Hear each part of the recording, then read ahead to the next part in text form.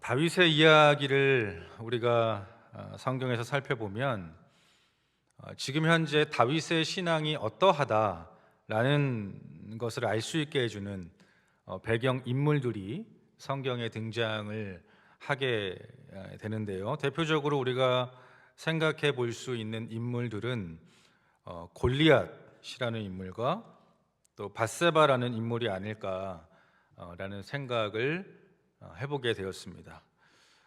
여러분, 골리앗이라는 인물이 등장했을 때에 다윗의 말과 또 행동을 기억하십니까?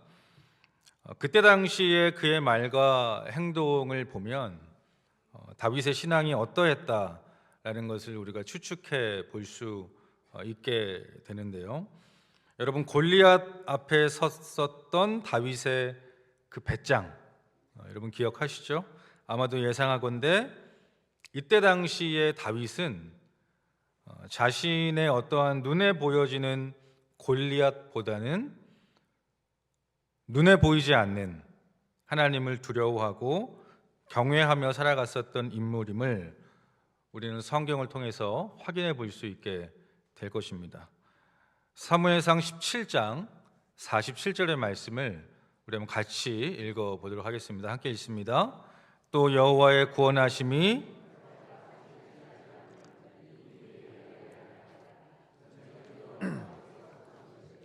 그가 너희를 우리 손에 넘기시리라. 전쟁은 여호와께 속하였다. 그리고 말씀을 보시면 좀 계속 띄워주세요. 말씀을 보시면 누가 너희를 우리 손에 넘긴다라고 말하고 있죠. 그가, 즉 하나님이 이 전쟁을 승리케 하실 것이다. 내가 있기 때문에 아니라, 내가 잘할 수 있기 때문이 아니라 하나님이 이 전쟁의 주인이시고 하나님이 아무것도 아닌 나를 사용하셔서 하나님을 의지함으로 이 전쟁을 승리케 하실 것이다. 다윗은 철저하게 하나님 의존적 존재로 등장하고 있다는 것입니다. 여러분, 다윗이 이런 말과 행동을 할 수 있다는 것은 어떠한 것을 의미하고 있습니까? 다윗은 이 시절 가운데 그의 일상의 삶에서 분명하게 다윗은 하나님 앞에서 자신의 삶을 돌아보고 묵상할 수 있는, 묵상하고 생각해 보는 시간들, 즉 자신의 골방이 있었던 사람이었고 하나님과의 교제와 하나님과의 사귐으로 가득했었던 인물이었음을 우리는 추측해 볼 수 있다는 것입니다. 이 말을 다시 이야기해 본다면 이때 당시 다윗이 자신의 삶을 대했던 태도 무엇입니까? 다윗은 자신이 가장 두려워해야 할 대상이 누구인지 명확하게 깨달으며 살아갔던 것이 분명해 보인다는 것입니다. 여러분, 저는 다윗이 이렇게 하나님을 두려워하는 것, 하나님을 경외하는 것, 자신의 어떠한 생각과 말을 할 때에 하나님을 생각하며 행동하는 모습들, 다시 말하면 자신이 힘이 좀 있다고 해서, 자신이 좀 자신감이 있다고 해서, 자신이 이제 좀 무언가 안정감이 생겼다고 해서 그렇기 때문에 자신이 하나님의 자리에 앉아서 하나님이 해야 할 일들을 대신하며 하나님 노릇을 하는 것이 아니라, 여러분, 사실 제가 방금 말씀드린 이러한 죄성 무엇입니까? 내가 하나님의 자리에 앉으려고 하는 것, 그 죄성이 성경이 말하고 있는 죄의 가장 핵심적이고 본질적인 부분 아니겠습니까? 창세기에 등장하는 뱀의 유혹이 무엇이었습니까? 네가 하나님과 같이 될 수 있다. 여러분, 골리앗 때의 다윗은요, 하나님의 자리에 하나님이 계셨습니다. 그리고 다윗은 다윗의 자리에 여전히 겸손하게 하나님 의존적 존재로 살고 있었다는 것입니다. 자, 그런 배경을 가지고 오늘 본문을 보시면, 여러분, 오늘 본문에 등장하고 있는 다윗의 가장 치명적인 죄악의 모습은 그저 음란의 죄악의 모습이 아니라는 것입니다. 오늘 본문은 다윗이 성적으로 엎어졌다, 이것만을 이야기하고 있는 본문의 내용이 아니라는 것입니다. 단순히 그저 그의 욕망을 채우기 위해서, 그래서 다윗의 여러 가지 죄된 모습 중 하나를 드러내고 있는 것이 아니라, 이 본문에 등장하고 있는 다윗의 가장 치명적인 죄성은 영적인 문제였고요. 더 깊이 들어가 본다면 다윗은 어느새 하나님의 자리에 자신이 앉아서 마치 세상 모든 것을 바라볼 수 있는 관찰자가 되어서 아담과 하와와 같이 하나님 노릇을 하고 있는 다윗의 모습을 오늘 본문의 저자는 성경을 읽는 독자들에게 여과 없이 그대로 보여주고 있다는 것입니다. 여러분, 그렇다면 이쯤에서 저와 여러분, 우리의 모습을 좀 생각해 보면 좋을 것 같습니다.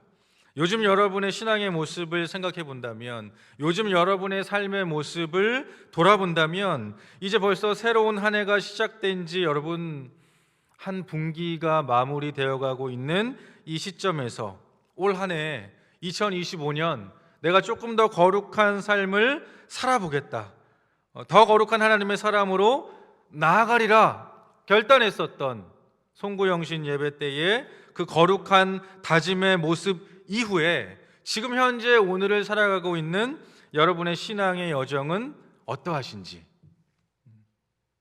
나는 말씀 앞에서 겸손하게 나의 자리를 지키고 있었고 하나님은 하나님의 자리에 있으셨는지, 내가 하나님의 자리에 앉아서 내 인생의 주인은 나라고 외치며 살아가고 있지는 않으셨는지, 나도 어느새 다윗과 같이 배가 부르고 또 어떠한 알 수 없는 안정감이 주어지기 시작하니까 마음 가운데 주를 향한 뜨거움은 사라지고 어느새 나도 모르게 내가 우리 가정에서, 우리 직장에서, 특별히 우리 교회에서, 주님의 몸된 이 교회에서 내가 하나님의 자리에 앉아 있지는 않았는지 점검해 봐야 하지 않을까라는 생각이 들게 되었습니다. 그리고 이 말씀은 특별히 교회 안에서 이 모양 저 모양으로 섬기시고 있는 우리 중직자 분들에게 더욱 필요한 말씀이 아닐까. 특별히 오늘 안수집사 헌신 예배 아닙니까? 우리 안수집사님들, 또 모든 성도님들, 바라기는 여러분의 신앙의 여정 가운데 나를 드러낼 수 있는 어떠한 사역이 먼저가 아니라 사역을 진행하고 일을 멋지게 이뤄낼 수 있는 내가 중요한 것이 아니라 그것보다 훨씬 더 중요한 것은 우리의 신앙, 우리의 마음, 우리의 태도, 우리의 자세. 무엇입니까? 골리앗 앞에서의 다윗과 같이 마땅히 두려워할 분을 두려워할 줄 알고 마땅히 경외해야 할 대상을 경외하며 나아갈 수 있는 그런 지혜가 저와 여러분의 신앙의 여정 가운데, 사역의 여정 가운데 가득하시기를 이 시간 주님의 이름으로 축원드립니다. 자, 그런 배경을 생각하면서 오늘 본문을 살펴보면 골리앗을 상대했던 다윗의 모습을 도통 찾아볼 수가 없습니다. 하나님만을 의존했던 다윗의 모습을 찾아볼 수가 없다라는 거예요. 그 이유가 무엇인가? 우리 오늘 본문 1절의 말씀 함께 읽도록 하겠습니다. 1절입니다. 그 해가 돌아와 왕들이 출전할 때가 되매 다윗이 요압과 그에게 있는 그의 부하들과 랍바를 에워쌌고 다윗은 예루살렘에 그대로 있더라. 여러분, 이 다윗과 밧세바 내러티브에서 굉장히 중요한 단어 중에 하나가 뭐냐면 1절에 등장하고 있는 이 보내니라는 단어입니다.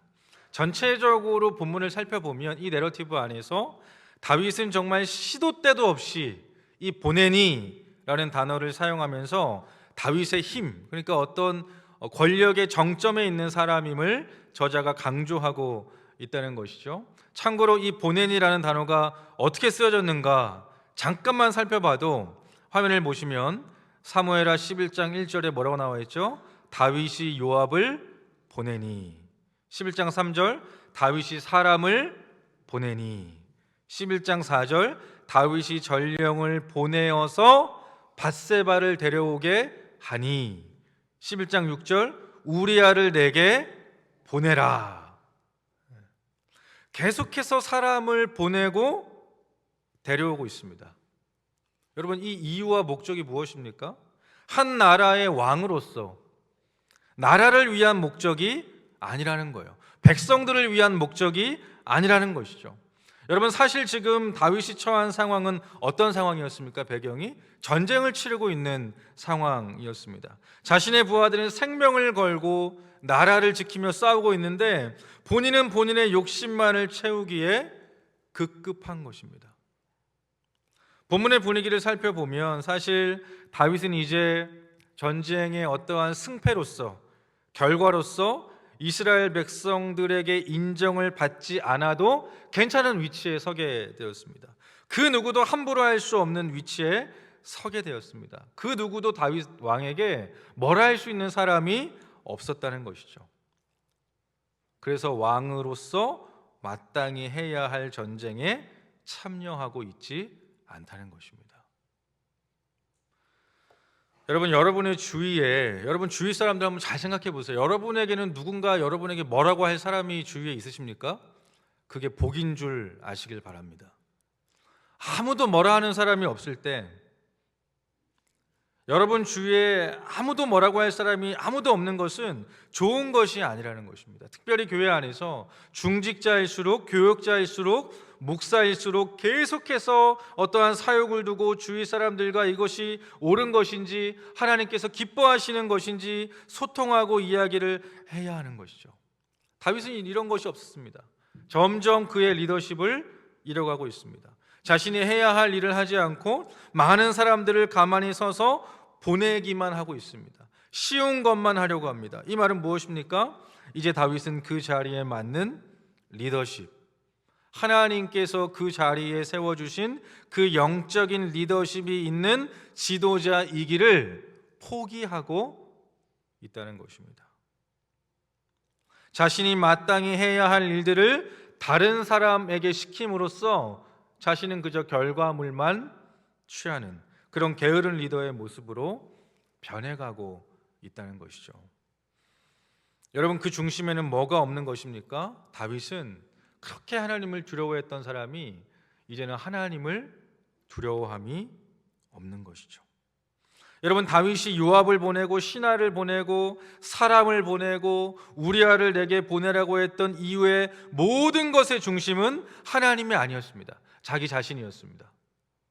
하나님이 없습니다. 오로지 자신의 욕심, 자신의 욕망, 자신의 죄성을 가리기 위해서 이 보내다라는 단어를 쓰면서 이 힘의 최고의 정점을 찍으면서 스스로 신이 되고자 하는 모습을 우리는 살펴볼 수 있다는 것입니다.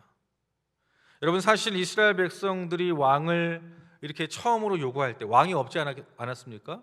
근데 이스라엘 백성들이 사무엘 선지자에게 왕을 요구할 때 사무엘 선지자가 경고를 하였지만 하나님께서 결과적으로 이 왕권을 허락하신 분명한 이유가 한 가지가 있었습니다. 사울을 왕으로 세우시고 다윗을 왕으로 세우신 이유는 한 가지 분명했던 조건이 있었기 때문에. 그런데 그 조건이 뭐냐면 우리 사무엘상 12장 14절의 말씀 우리 한번 같이 읽어보도록 하겠습니다. 너희가 만일 여호와를 경외하여 그를 섬기며 그의 목소리를 듣고 여호와의 명령을 거역하지 아니하며 또 너희와 너희를 다스리는 왕이 너희의 하나님 여호와를 따르면 좋겠지만은, 여러분 14절 말씀에 너희와 너희를 다스리는 왕이 라고 되어 있죠. 왕이라도 하나님의 말씀을 의식하며 살아가야 한다. 여러분, 이게 사무엘 선지자의 마지막 말입니다. 이 말의 문맥이 마지막에 어떻게 끝이 나냐면 사무엘상 12장 25절 말씀 한 번 더 같이 읽어볼까요? 만일 너희가 여전히 악을 행하면 뭐라고 나와 있죠? 너희와 너희 왕이 다 멸망하리라 이렇게 되어 있습니다. 아무리 너희가 강력한 왕권을 구축한다 하더라도 이 하나님의 거룩한 신의 산 언약, 하나님의 말씀에서 벗어난다면, 너희에게 힘을 주신 그 하나님보다 그 힘을 더 의지한다면, 너에게 물질을 주신 하나님보다 그 물질을 더 의지한다면 너희와 너희뿐만이 아니라 너희 왕까지도 다 멸망하게 될 것이다 라고 분명히 여호와 하나님께서 사무엘 선지자를 통하여서 이스라엘 백성들에게 말씀해 주셨다는 것입니다. 여러분 25절 말씀, 너희와 너희 왕이 다 멸망하리라. 하나님을 의지하지 않을 때에, 하나님을 두려워하지 않을 때, 내가 하나님의 자리에 앉으려고 할 때 성경은 무엇라 말씀하고 있습니까? 다 멸망할 것이다, 조금 타격을 입을 것이다가 아니에요. 여러분, 조금 힘들어질 수도 있다, 그게 아닙니다. 완벽하게 멸망하게 될 것이다. 그래서 여러분, 이스라엘도 유다도 결국에는 이방 나라에 의해서 망하게 되는 것입니다. 여러분, 우리도 마찬가지입니다. 저와 여러분도 마찬가지입니다. 하나님의 통치 방식은 동일합니다. 하나님을 두려워하지 않을 때에, 하나님의 자리에 자꾸만 내가 앉아 있을 때에, 나의 삶의 행간을 볼 때, 우리의 사역의 행간을 볼 때, 여러분의 사역의 여러분의 삶의 행간을 볼 때, 그 판단과 생각과 말 가운데 하나님을 의식하지 않은 채 살아가고 있다면, 여전히 나의 유익을 위해 남을 이용만 하려고 한다면 여러분, 왕이라도 어떻게 된대요? 다 멸망하리라.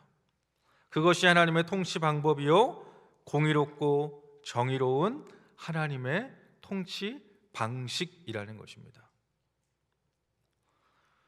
여러분, 저는 오늘 말씀의 제목을 내가 왕일지라도 라는 제목으로 지어보았습니다. 그리고 이 말씀을 준비하면서 계속 이런 문장들, 이런 워딩들이 생각이 났습니다. 어떤 거냐면, 다윗의 입장에서는 내가 왕일지라도 하나님의 말씀에 순종해야 함을, 그렇다면 이 말씀이 오늘 이 시대를 살아가는 우리들에게도 마찬가지로 적용되어야 하지 않겠습니까?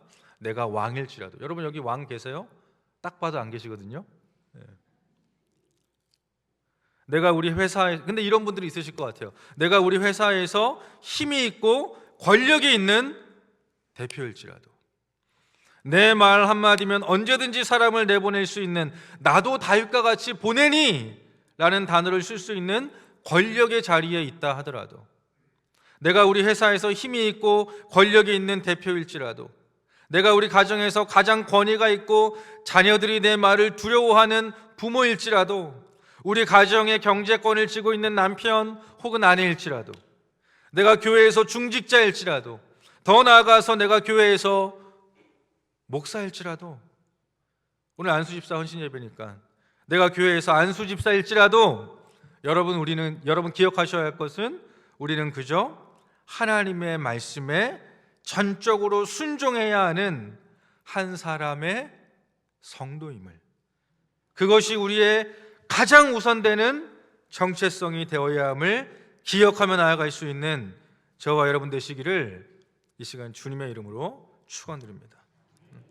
여러분, 오늘 본문 사무엘하 11장은 결국 어떻게 마무리가 되어 갑니까? 다윗이 정말 이때 가장 많이 무너지는 것 같아요. 정말 참을 수 없는 존재의 가벼움의 모습을 보이면서 이 단락이 마무리가 되는데요, 사무엘하 11장 25절 말씀입니다. 우리 한번 같이 읽어볼게요. 다윗이 전령에게 이르되 너는 요압에게 이같이 말하기를, 칼은 이 사람이나 저 사람이나 삼키느니라. 그 성을 향하여 더욱 힘써 싸워 함락시키라 하여 너는 그를 담대하게 하리라. 결국 밧세바의 남편 우리아의 죽음을 듣게 됩니다. 그 죽음을 듣고 나서 그 소식을 전한 부하에게 다윗은 뭐라고 얘기하냐면, 이 일로 걱정하지 마. 원어로 직역한 책을 보니까 뭐라고 나오냐면, 더 실제적인 해석은 뭐냐면, 이 일을 악하게 보지 말아라, 이런 뜻입니다. 스스로 하나님이 되어서 이것이 악하지 않다, 악하다 판단하고 있는 것입니다. 판단하실 분은 유일한 분 누구시죠? 하나님인데, 본인이 지금 선악간의 모든 것들을 판단하고 있는 것입니다. 하나님을 두려워함이 없는 대답이었습니다. 여러분, 사실 다윗에게 있어서 이제는 나라의 안위가 중요하지 않습니다. 하나님께서 맡겨주신 사명감이 중요한 것이 아닙니다. 오로지 자신의 욕망, 자신의 권력, 자신의 왕권만을 유지할 수 있다면 그 어떤 것이라도, 그것이 옳지 않더라도 할 수 있는 다윗의 모습을 오늘 본문은 보여주고 있다는 것입니다. 여러분, 어느새 다윗은 어디의 자리까지 올라가게 된 거예요? 선을 넘어버린 거예요. 하나님의 자리에 앉아서 하나님 노릇을 하고 있는 것들을 볼 수 있게 됩니다. 자신이 마치 모든 것을 움직이고 손에 쥘 수 있는 것처럼 행동하고 있습니다. 그래서 자신의 입맛대로 사람을 보내고 데리고 오고 보내고 또 데리고 오고, 그렇게 바쁜 이 다윗에게 여러분, 아주 다행스럽게도, 정말 다행스럽게도 그 보낼 일을 끊어버리는 다른 보내니가 본문 가운데 등장을 하게 됩니다. 우리 사무엘하 12장 1절의 말씀을 함께 읽습니다. 1절입니다. 여호와께서 나단을 다윗에게 보내시니 그가 다윗에게 가서. 누가 보냈대요, 여러분? 여호와께서. 하나님의 개입이 시작된 거예요. 정신 못 차리고 모든 것들을 하나님의 자리에 앉아서 죄를 범하고 있는 이 다윗에게 하나님이 개입하기 시작했습니다. 사무엘하 12장부터는 하나님께서 본격적으로 나서서 일하는 것들을 바라볼 수 있는데, 하나님이 보내신 나단 목사님의 설교 한 편을 듣고 철저하게 회개하는 다윗의 모습을 볼 수 있다는 것입니다. 여러분, 하나님의 보내심이 다윗의 보내심을, 하나님의 보내니가 다윗의 보내니를 멈추게 하는 거예요. 여러분, 이것이 다윗에게 임한 하나님의 너무나 놀라우신, 크고 놀라우신 은혜 아니겠습니까? 여러분, 오늘 말씀의 사무엘하 2절을 보시면요, 2절 우리 한번 같이 읽어볼까요?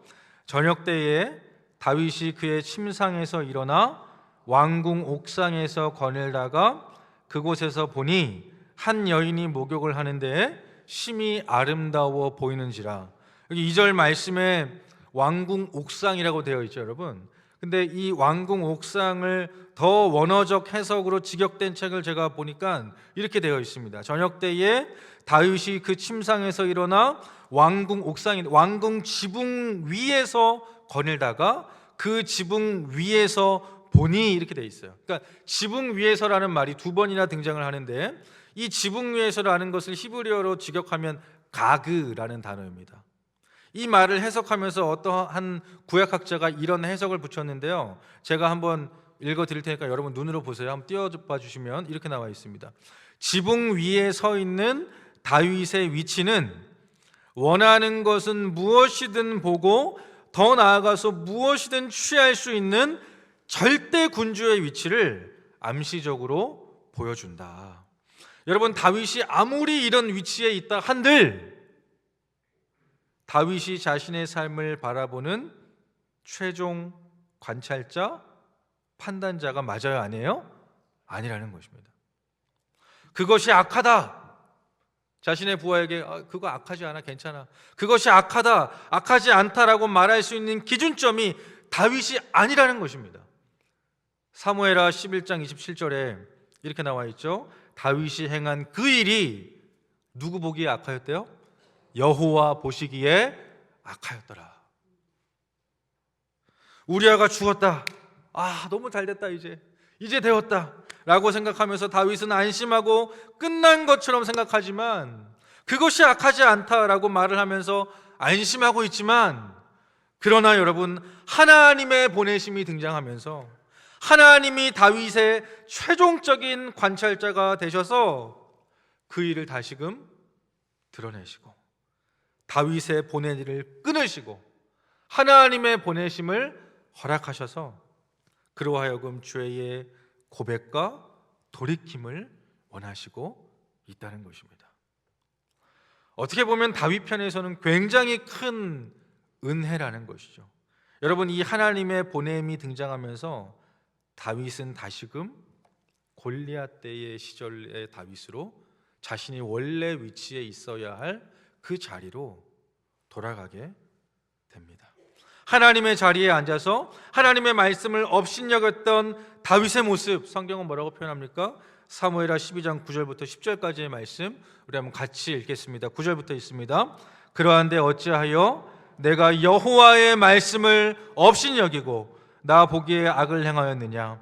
내가 칼로 햇사람 우리아를 치되 암몬 자손의 칼로 죽이고 그의 아내를 빼앗아 내 아내로 삼았도다. 10절 말씀, 이제 내가 나를 업신여기고 햇사람 우리아의 아내를 빼앗아 내 아내로 삼았은즉 칼이 내 집에서 영원토록 떠나지 아니하리라 하셨고.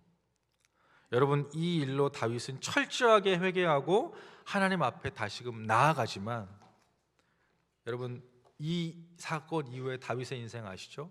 너무나 고생하는 거예요. 10절 말씀에 네가 회개하고 내가 용서하지만 10절 말씀에 칼이 너의 가정을 떠나지 않게 될 것이다 라는 말씀을 듣게 되는 거예요. 이런 말씀을 듣게 된 가장 근본적인 이유는 음란의 죄가 아니에요. 가장 근본적인 이유는 뭐냐면 밧세바를 범한 음란의 죄악, 그것 때문만 그런 것이 아니라 다윗이 저질렀던 가장 큰 죄악은 하나님의 말씀을 업신여기고, 더 나아가서 여러분, 하나님의 말씀을 업신여겼다는 것은 하나님을 업신여긴 죄의 대가라는 것입니다. 하나님께서 다윗에게 주신 기회, 하나님께서 다윗에게 주신 그 권한을 다윗이 소중하게 여기지 않을 때, 귀하게 여기지 않을 때, 그리고 더 나아가서 하나님의 말씀을 업신여길 때, 여러분 이러한 일들이 일어나게 된다는 것입니다. 여러분, 마찬가지로 하나님께서 저와 여러분에게 주신 권한, 다른 표현을 하자면 하나님께서 여러분의 인생 가운데 주신 너무나 소중한 기회들이 있습니다. 맞습니까? 하나님 여러분에게 주신 권한과 기회가 있습니다. 그러나 그 권한과 기회는 하나님의 말씀 아래에서 순종하며 나아갈 때 하나님의 뜻을 이루는 축복의 통로가 되는 것이지, 내 마음과 내 뜻대로만 나아간다면 우리도 마찬가지로 다윗과 같이 하나님을 업신여기는 자의 모습으로 나아갈 수 있다는 거예요. 여러분, 하나님께서 여러분에게 어떠한 권한을, 어떠한 인생의 기회를, 어떠한 섬김의 기회를 여러분에게 주셨습니까? 저에게는 어떤 기회를 주셨죠? 충신교회에서 사역할 수 있는 기회. 너무 진지하게 저를 쳐다보지 마시고, 너무나 좋은 교회에서 좋은 목사님과 사역할 수 있었던 기회, 또 남편이라는 기회, 그죠? 아빠라는 기회, 부모라는 기회, 목사라는 기회, 너무나 많은 기회를 저에게 주셨습니다. 권한을 주셨습니다. 여러분, 하나님께서 여러분에게는 어떠한 기회와 어떠한 권한을 여러분에게 주셨습니까? 직분자라는 기회, 또 물질의 권한, 부모의 권한, 특별히 성도라는 권한, 구원의 은혜를 얻을 수 있는 권한. 오늘 안수 나오신 예배니까 안수 집사라는 권한. 여러분, 이 기회, 권한을 주신 하나님 앞에서 그 하나님의 말씀을 제발 가벼이 여기지 마시고, 업신 여기지 마시고, 무언가 사역을 한다는 핑계로 나의 유익과 만족만을 위해서 일하지 마시고, 여러분 사역 이렇게 하면 또 잘하면 막 주위 사람들이 굉장히 칭찬해주고 인정해 주지 않습니까? 그러시잖아요, 그죠? 그게 되게 재밌잖아요, 그죠? 그러한 재미에 취해서 그 일을 맡겨주신 하나님을 잊으며 나아가는 것이 아니라, 내가 왕일지라도 하나님의 말씀에 순종해야 함을 기억하면서 여러분에게 주어진 그 권한과 그 기회, 여러분에게 주어진 책임, 정직하고 선하게 의롭게 하나님의 자리에 앉지 않도록, 하나님을 두려워함으로 그 기회를 잘 사용하실 수 있는 여러분 되셔서, 정말 제가 이제 4번째 교회에서 사역했습니다. 이제 캐나다로 5번째 교회로 사역을 하게 되는데요, 어디 가나 이런 말은 하지 않았는데 우리 충신교회가 가장 좋은 교회 같아요. 진심이라니까요, 여러분. 이렇게 못 믿으시는 표정으로 저를 쳐다보시면 안 드리는데 너무 행복한 교회, 기쁜 교회, 좋은 교회. 뭐 어떻게 더 표현을 해야 될지, 어디까지 얘기해야 될지 여러분 믿으실지 모르겠지만 정말 너무나 하나님께서 이 좋은 교회를 여러분에게 허락해 주시지 않았습니까? 여러분 선하게, 의롭게, 정직하게 여러분에게 주신 그 기회를 하나님께서 기뻐하시는 교회의 모습으로, 주님이 원하시는 바로 그 교회의 모습으로 여러분 한 분 한 분이 잘 세워나가실 수 있는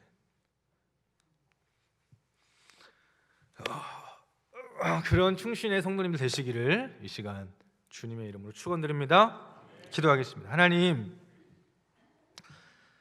우리 각자의 마음 가운데 하나님을 두려워함으로 또 이 교회를 잘 섬겨나갈 수 있는 마음을 우리에게 부어주시고, 특별히 오늘 너무나 귀한 우리 안수 집사님들 한 분 한 분을 기억하여 주셔서 그들을 통하여 이 교회가 더욱더 하나님의 말씀 위에 든든하게 세워져가는 귀한 축복의 통로로 이들을 마음껏 사용하여 주시옵소서. 모든 것을 주님께 맡기오며 살아계신 우리 주 예수님의 이름으로 간절히 기도드립니다. 아멘.